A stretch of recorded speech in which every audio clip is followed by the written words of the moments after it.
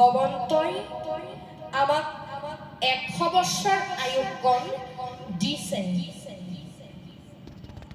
কিন্তু আমি এনেকুৱা ধৰ্মালোচনী সভাবিলাকলৈ নাহি ভগৱন্তৰ গুণনাম নলৈ 100 বছৰ আয়ুকণ 50 বছৰ কৰি লৈছো, নহয়নে বাৰু? এতিয়া আমাৰ সমস্তজনৰ দেহৰ লগতে ভগৱন্ত প্ৰভুৱে 14জন সাক্ষী আৰু 2জন কেৰেণী নিয়োগ কৰি থৈছে।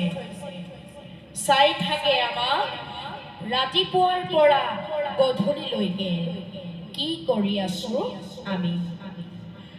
গতিকে সাৱধান, কোনো বাচি যাব নোৱাৰিব।